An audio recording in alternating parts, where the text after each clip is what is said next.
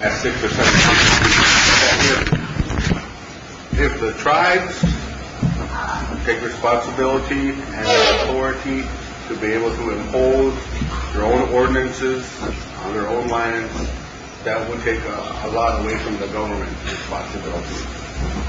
And for those of them, not so much the U.S. Fish and Wildlife, who actually goes about doing the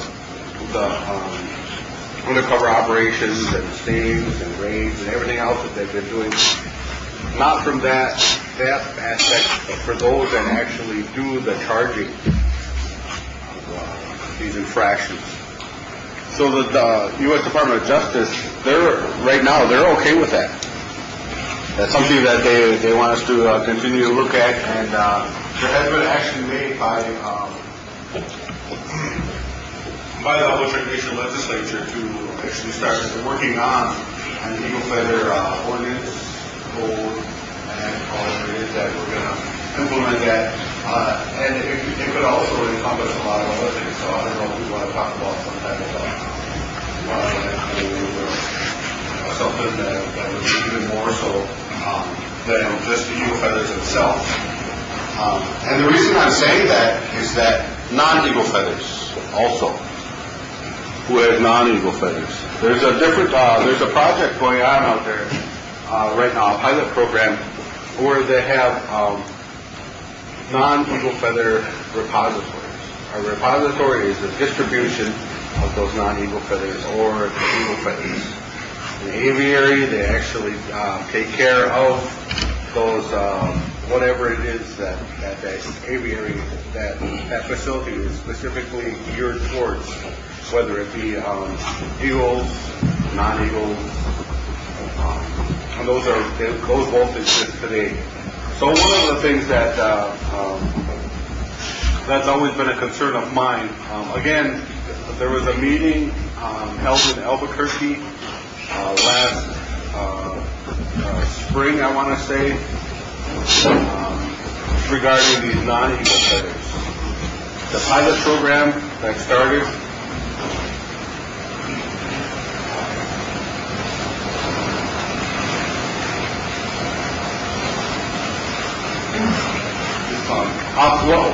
one of our other legislators right here is going to speak to us before he needs to take off, or where he needs to be. I didn't mean to interrupt Larry here. Some of the issues that he's talking about, and we're making a step in the right direction. He's talking about law enforcement. And recently, the nation hired an individual as chief of police. In order for us to move in that direction, he's talking about wildlife codes and all of that. I know now Executive Director of Forest Preservation has been looking at the game warden component that will fit into this law enforcement initiative. And once we get all of this established, then we will be able to take on what Larry had mentioned about us being able to deal with the eagle feathers and the body parts that are needed for our way of life. Yes. It's a funny situation. I just came back from Scottsdale, Arizona, for it's called the treatment or healing to wellness court. And that was one of our biggest issues. We do not have law enforcement to oversee those individuals. It's what it is. It's Jackson County has a drug court, and they can only service 12 individuals, and of those 12 individuals, 5 of them are full charge. And with this initiative that we started, we can pull those coaches into the tribal court system, and we can work with them, providing their treatment assessments and all of this, and with law enforcement, then we would be able to do the necessary drug testing, alcohol testing. But without that component, basically our hands are tied. out that we do have a draft criminal code that needs to be reestablished. And as one of my objectives, I would like to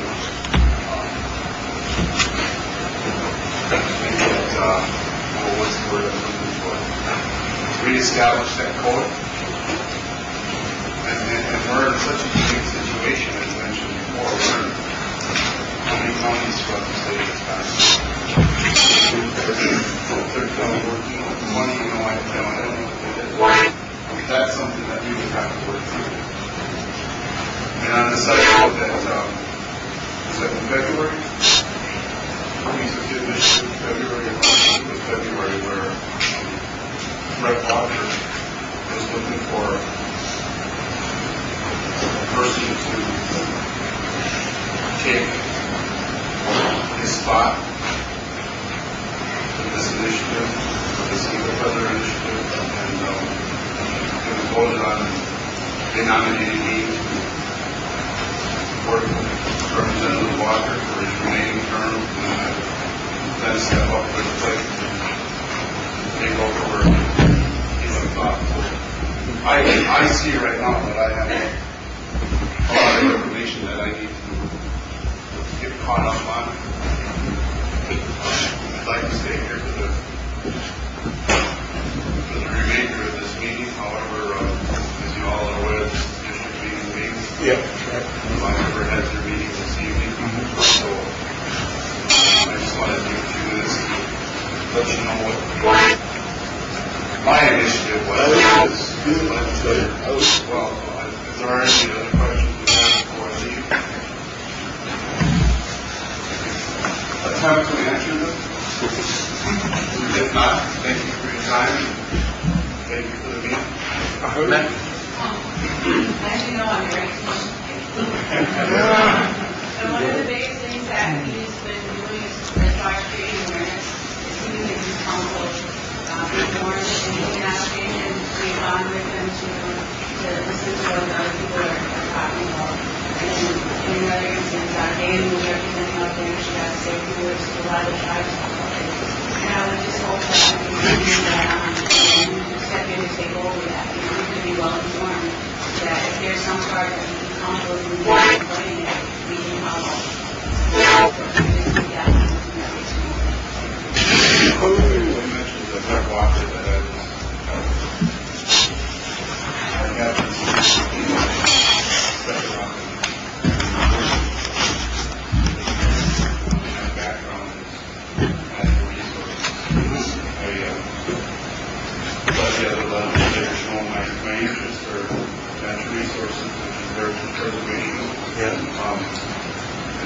what that was mainly to be at the top. No order to our business, our education department, and social services. Housing. But those are my focus is trying to provide all my time. So I did have a thought in mind. I've been informed. Thanks for watching. Well, you need? You too, brother. Drive safe.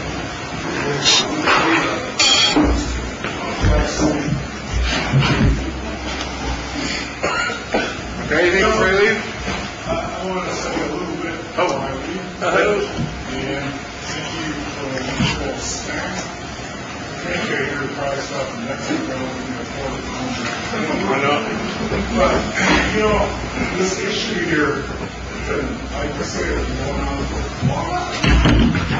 One thing that really bothers me, a whole chunk, and as a native, is years ago I used to go see these communist colonies. Yeah. And you see all these white mice out there with black and white feathers. Yeah, that's right. And I saw, I had a fucking time to get one decent. Yeah, no. First thing you see, you wake up there with black and white feathers up and down. Yeah.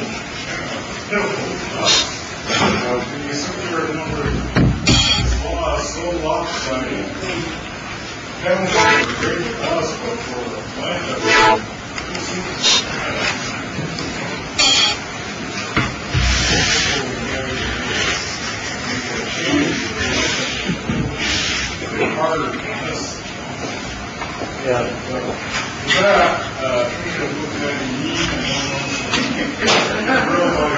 I thank you for what you do with me and share with me. Oh, Have a good evening. oh, you did joke. Hey, I sure can't do it.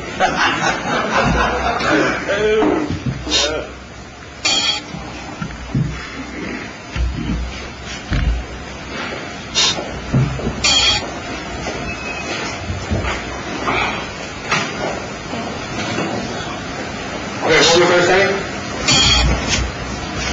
Okay. You have me down there?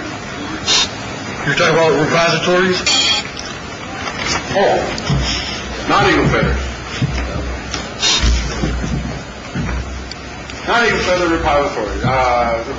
There's a pilot program down south in the southwest region. They have two non-eagle feather repositories. You can look them up, and they're also on some of the handouts, the information for Fiat and Liberty. Non-eagle feather repositories. One of the concerns that I've been talking about has been